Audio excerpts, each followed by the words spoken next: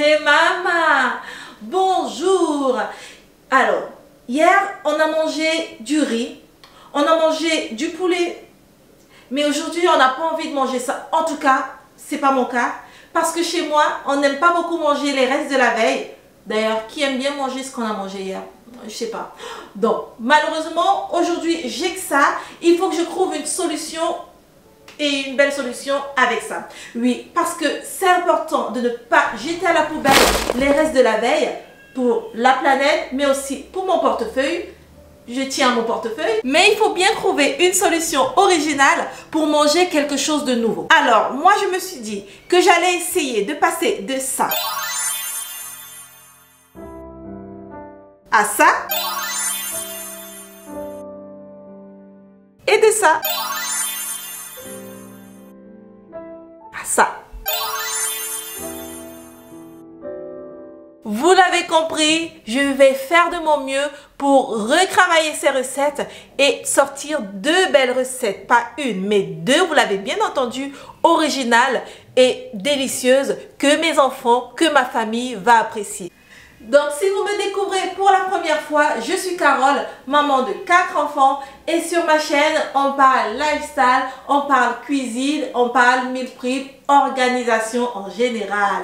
N'hésitez surtout pas à vous abonner juste en dessous en cliquant sur le bouton juste en dessous et c'est parti! Pour commencer, nous allons faire une première recette et c'est simplement la recette de riz à l'ananas. C'est une recette d'inspiration thaïlandaise que j'ai révisitée à ma façon et vous allez voir qu'avec le riz de la veille, vous pouvez faire des merveilles.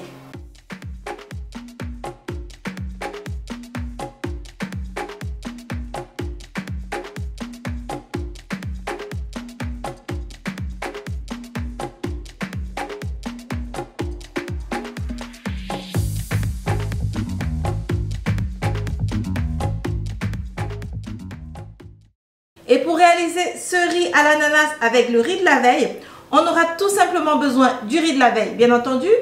Mais aussi, on va utiliser de l'ail, on va utiliser des crevettes. Alors, on va prendre différents types de crevettes. On va prendre des crevettes décortiquées, mais on va prendre aussi des crevettes entières déjà pré-cuites. Ensuite, on aura besoin d'oignons hachés, de ciboulettes hachées, de piment. Vous allez voir que c'est très intéressant ça. Et enfin d'un ananas parce qu'il s'agit du riz à l'ananas. Donc tout de suite, on va commencer par nettoyer notre ananas. Voilà, je vais essayer de couper, pas au centre, mais sur les 3/4.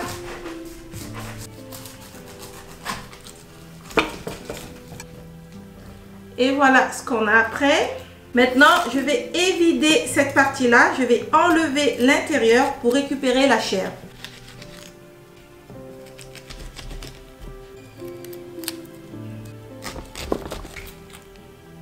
Il me reste plus qu'à découper des tranches d'ananas et je les mets dans un bol en réserve pour tout à l'heure. Et voilà, mon ananas est maintenant complètement évidé.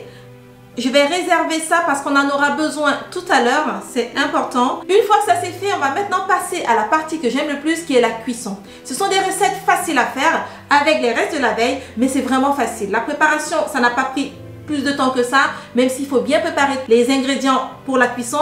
Mais maintenant, c'est à la cuisson et c'est parti. Donc maintenant, on passe à la cuisson. J'ai mis ma poêle à chauffer et on va rajouter au fur et à mesure chaque ingrédient. Je vais donc commencer par verser de l'huile de colza dans ma poêle. Et on va faire rissoler nos ingrédients au fur et à mesure. Je mets de l'oignon.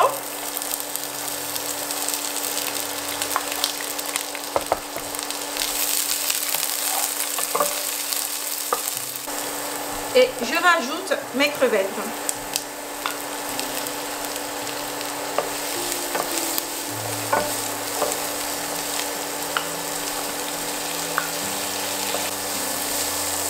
La ciboulette.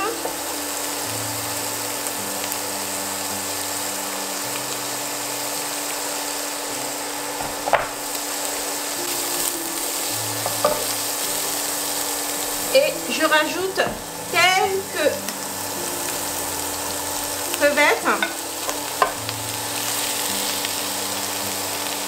Mais on va retirer ces crevettes, les grosses crevettes, les crevettes pré-cuites, encore entières, on va les retirer à la fin. Pour l'instant, on les fait cuire, on les fait rissoler avec le reste. Avant de continuer, je vais rajouter quelques lamelles de gingembre. C'est important d'en mettre beaucoup, il faut que ce soit qu'il y ait du goût. Je rajoute une cuillère à café de sel.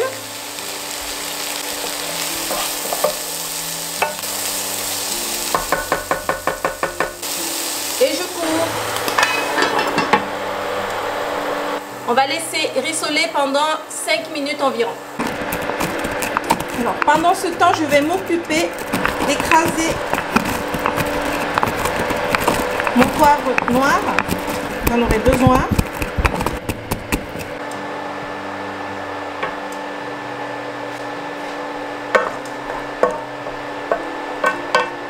Regardez-moi ça, il y a déjà du jus qui s'est formé en dessous. Je rajoute du poivre.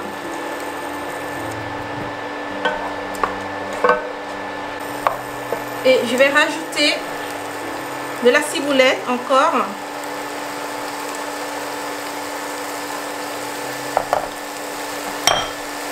Du piment. Moi je touche avec les doigts. Même pas peur.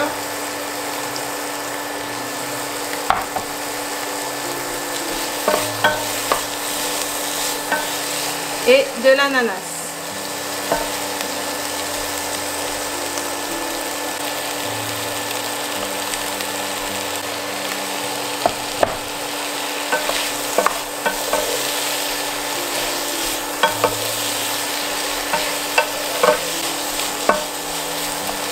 Tout de suite, je rajoute du riz.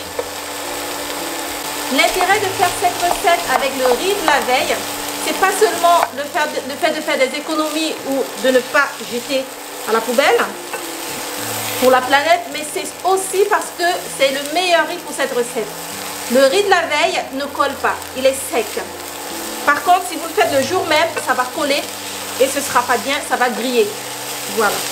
Donc c'est important de faire avec le riz de la veille. Et avant de continuer, je vais tout de suite retirer mes crevettes entières. Je les retire. Elles sont bien cuites maintenant, elles ont le jus qu'il faut. Elles sont bien assaisonnées. On peut les retirer. Et on va réserver tout ça. Et maintenant, on mélange bien.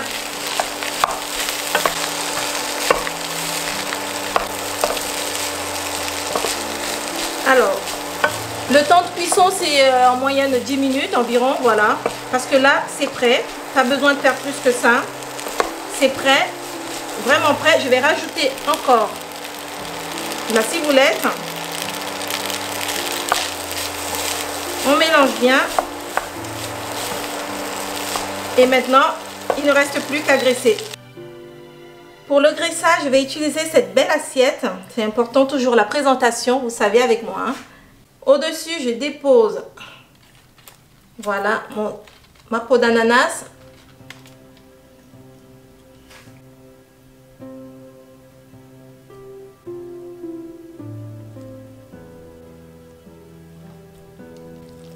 C'est beaucoup plus joli et plus original de servir dans la coque comme ça, plutôt que dans une assiette, dans un plat. Vous pouvez, hein, vous avez le droit, mais moi je trouve ça très original. Après, le plus important, c'est aussi que ce soit bon à manger. Voilà. Donc, n'hésitez pas à faire une belle bosse. Voilà, comme ceci. Et maintenant, je vais rajouter au-dessus les crevettes qu'on a enlevées tout à l'heure. D'où l'intérêt de les avoir sorties avant. Ce sera encore bien plus joli. Et enfin, je vais rajouter la ciboulette pour la décoration. Comme ceci. Regardez-moi ça. Et comme toujours, parce que moi j'aime le piment, un tout petit peu de piment pour la couleur. Voilà. Et c'est terminé pour ma première recette avec le riz de la veille.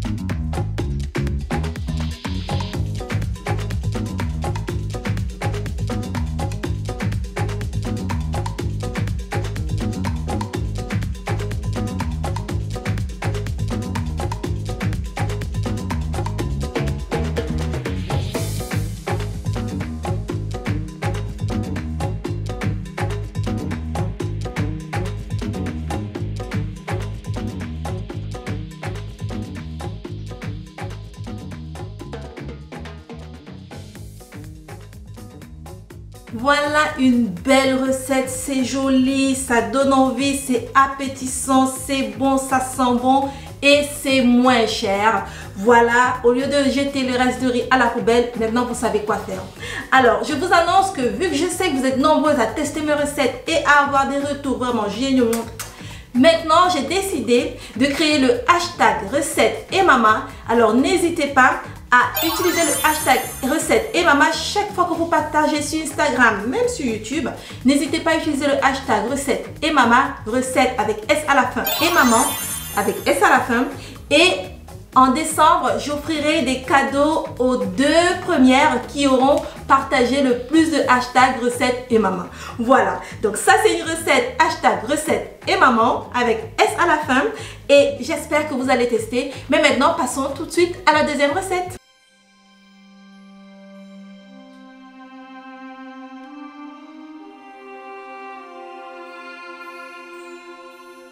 C'est parti pour notre deuxième recette. Pour cette recette, je me suis tout simplement inspirée des enchiladas espagnoles, plutôt mexicaines, voilà.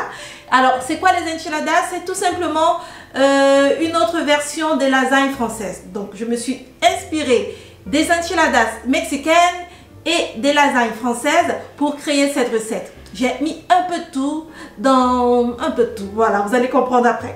Donc, c'est une recette facile et pour ça, on va utiliser le poulet de la veille, la sauce tomate avec le poulet de la veille qu'on n'a pas terminé.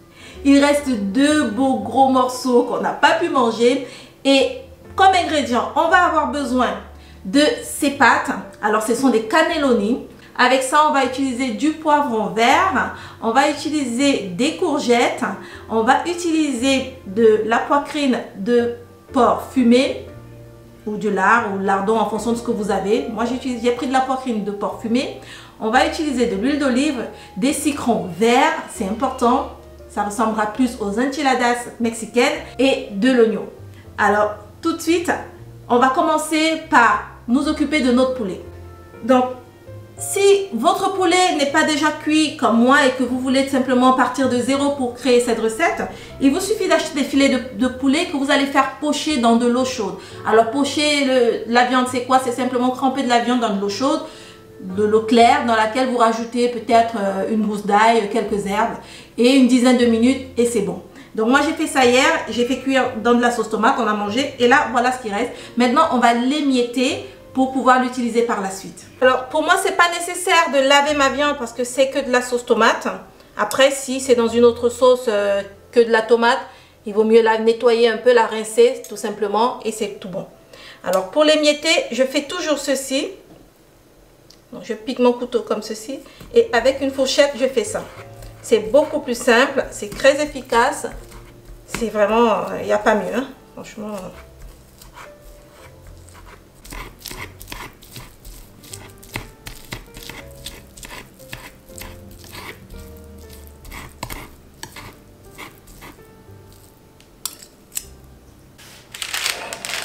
Maintenant, je prends une plaque qui va au four. Je l'habille de papier cuisson et je vais déposer au-dessus mes poivrons. Il en faut beaucoup. Donc, vous avez vu que je n'utilise que du vert. Les courgettes que j'ai taillées en rondelles.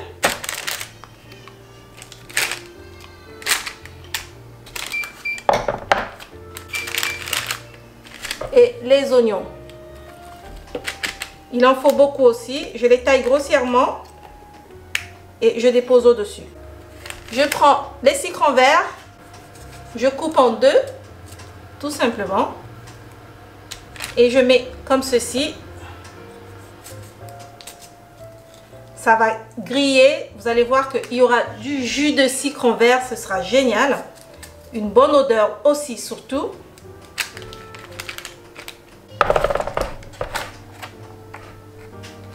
Et pour ajouter encore un peu plus de goût, moi je fais toujours des cubes de bouillon. Là, ce sont des cubes de bouillon de poulet. Alors je les mets dans des moules à gâteau, des moules à muffins. Donc je vais en prendre comme ceci. Je dépose, c'est tout froid, ça sort tout juste du congélateur. Et ça va parfumer ma sauce. Parce que ce qu'on fait là, c'est pour la sauce. Voilà. Je rajoute de l'huile d'olive.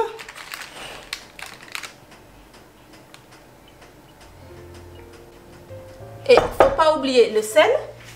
Une cuillère à soupe, ce sera très bien.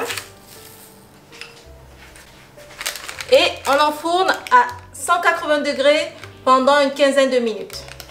Pendant que mes légumes sont en train de cuire, j'en profite et je mélange mes morceaux de poitrine fumée à la chair du poulet.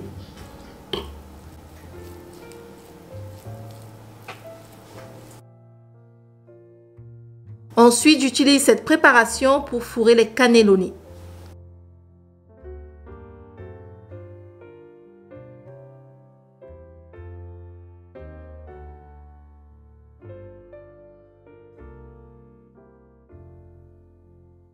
Une fois que c'est terminé, je réserve et on va s'occuper de mes légumes.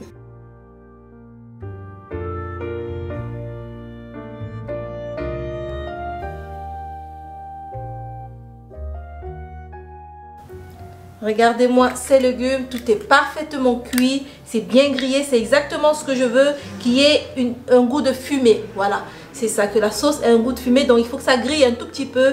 Le citron, ça sent bon, c'est bien cuit et surtout bien grillé, ça sent vraiment bon. J'aime vraiment ça, regardez à quoi ça ressemble. Maintenant, on va mettre dans notre blender pour mixer tout ça afin d'obtenir la sauce qu'il nous faut.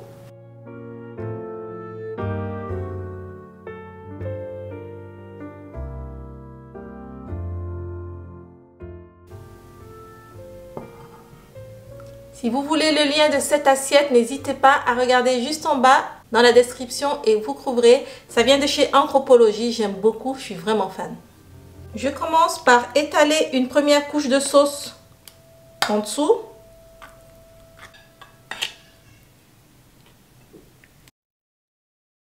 Je dépose ensuite mes cannelloni fourrés.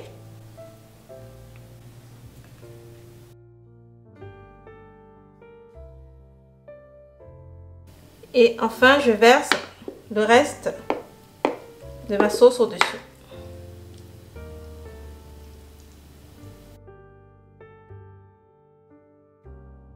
Et pour terminer, avant d'enfourner, je vais déposer du parmesan râpé juste au-dessus. Voilà, il ne reste plus qu'à enfourner à 200 degrés pendant 30 minutes. Et voilà à quoi ça ressemble. C'est parfaitement grillé au-dessus. Le parmesan est bien grillé. Ça a bien cuit à mon avis. 30 minutes, ça suffit largement à 180-200 degrés maximum. Donc là, je suis vraiment contente. Avant de servir, je vais tout simplement, juste pour le beau et le fun, décorer avec quelques radis ronds découpés en rondelles. Je rajoute un tout petit peu de ciboulette. Et voilà, maintenant c'est prêt à déguster.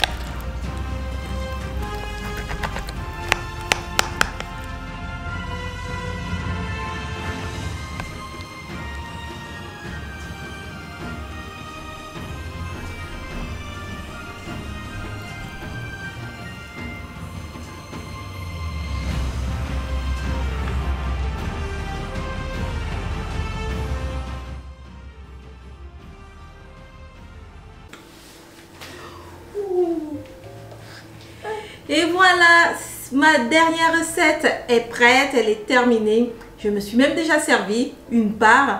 Donc, si j'avais un conseil à vous donner, c'est si vous n'aimez pas trop les goûts forts ou trop prononcés, parce que le citron que j'ai mis en entier et que j'ai fait écraser pour la sauce est assez fort. Vous pouvez mettre que du jus de citron, c'est-à-dire presser le jus et ne pas écraser avec la peau.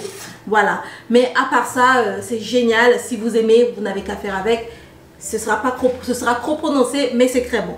Voilà. Donc, c'est une recette à faire avec les restes de la veille, le poulet de la veille. Je suis bien contente pour ces deux recettes d'aujourd'hui. J'espère que ça vous aura inspiré. Mon petit Parker s'est invité. Voilà, pour vous faire un coucou et vous dire à bientôt. N'oubliez pas le hashtag recette et maman, recette avec S à la fin et maman avec S à la fin.